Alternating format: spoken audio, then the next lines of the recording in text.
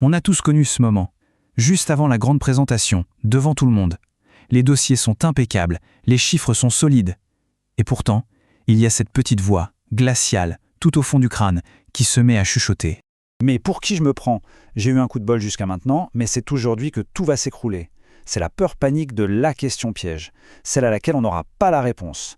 Cette impression d'être un acteur qui connaît son texte par cœur, mais qui ne comprend rien à la pièce. Eh bien, si cette sensation est familière, sachez que le club est immense, bien plus grand qu'on ne le pense. Et oui, 70%. Ce chiffre est énorme. Et ça veut dire quoi? Que ce n'est absolument pas une faille personnelle. C'est une expérience partagée par une très grande majorité de gens, y compris et surtout les plus performants. Le point le plus important à comprendre, c'est que ce sentiment n'est pas un signe d'incompétence. En fait, c'est même tout le contraire. Alors, décortiquons un peu ce fameux syndrome de l'imposteur. Parce que, et c'est ça qui est fascinant, loin d'être une faiblesse, ce doute est bien souvent et paradoxalement une véritable preuve de compétence. Tout part d'une image, d'un grand mythe qu'on a tous en tête, celui du leader parfait. Le genre de personne qui sait tout, qui a réponse à tout instantanément, avec un calme imperturbable. Une sorte de super-héros dans l'organigramme. Le problème, c'est que cette image est une illusion. Et c'est une illusion dangereuse. On pourrait opposer le mythe du capitaine Kirk, celui qui a la science infuse, à la réalité du terrain, le navigateur dans le brouillard. Le rôle d'un leader aujourd'hui, ce n'est plus d'être omniscient. C'est de savoir naviguer dans la complexité, en s'appuyant sur l'expertise de son équipe. D'ailleurs, un concept psychologique très connu vient confirmer ça. C'est le fameux effet Dunning-Kruger. Et ce qui nous apprend est essentiel. Douter est bien souvent un signe d'intelligence. C'est la preuve qu'on perçoit la complexité d'un sujet. Les vrais imposteurs, eux, ne se posent jamais la question de leur légitimité. Ils sont absolument certains de leur compétence, même quand elle est très limitée.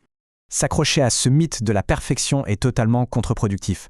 Aujourd'hui, le savoir évolue à une vitesse folle. Prétendre tout maîtriser est un leurre. La rigidité qu'impose cette recherche de perfection mène droit dans le mur. Non, le vrai rôle, c'est la navigation, pas l'omniscience. Ok, alors passons au diagnostic. Si le mythe est clair, pourquoi est-ce que la perception de soi est si souvent déformée, même quand on fait face à des succès évidents? La réponse se trouve dans un mécanisme psychologique assez particulier. La question est simple en effet. D'où vient cette distorsion? Pourquoi est-ce si difficile de s'approprier ses propres réussites? Eh bien, tout repose sur une sorte d'asymétrie dans la façon dont on analyse nos performances. Ce mécanisme, c'est l'asymétrie cognitive. C'est simple. Quand on réussit, on l'attribue à des facteurs externes. C'est la chance, c'est l'équipe. Par contre, quand on échoue, là, c'est purement interne. C'est de notre faute, c'est la preuve qu'on est nul. En fait, on compare en permanence nos coulisses en désordre, nos doutes, nos ratés, à la scène parfaitement éclairée des autres. À ce jeu-là, la comparaison est perdue d'avance. Alors, comment on fait pour faire taire cette petite voix? L'idée, ce n'est pas de faire de la psychologie de comptoir, non, on va faire de l'audit, on va passer à la solution. Une stratégie basée sur les faits pour contrer cette distorsion émotionnelle. 3 actions très concrètes pour reprendre le contrôle. Premièrement, tenir un journal des faits. On note ses réussites et, pour chacune, on liste les actions concrètes qu'on a menées. Ce ne sont pas des coups de chance, ce sont des décisions. Deuxièmement, utiliser la vulnérabilité. Admettre qu'on ne sait pas, ce n'est pas un aveu de faiblesse, c'est un excellent outil pour valoriser les experts de son équipe. Et enfin, troisièmement, normaliser l'ignorance. Une réponse comme « excellente question, je vérifie », ça ne montre pas une lacune, ça montre de la rigueur. Prenez un cas pratique. On vient d'avoir une promotion. La petite voix dit « ils ont fait une erreur ». L'exercice mental est tout simple. Il faut se demander très sincèrement si les personnes qui ont pris cette décision sont des idiots.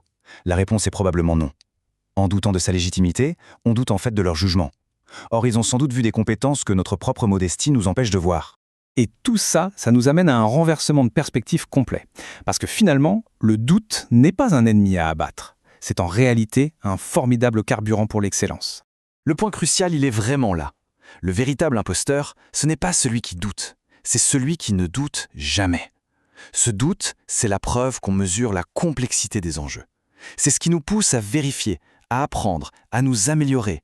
Bref, c'est un moteur. Pour finir, une petite question à méditer cette semaine. Quelle est cette compétence qui semble si facile, si naturelle qu'on n'y prête même plus attention? Organiser, écouter, décider vite. Souvent, parce que c'est facile pour nous, on pense que ça n'a pas de valeur. C'est faux. Cette normalité est bien souvent une superpuissance aux yeux des autres. Le doute est sain, mais il ne doit pas paralyser. L'entourage professionnel nous fait déjà confiance. Le plus difficile, c'est d'apprendre à se l'accorder à soi-même.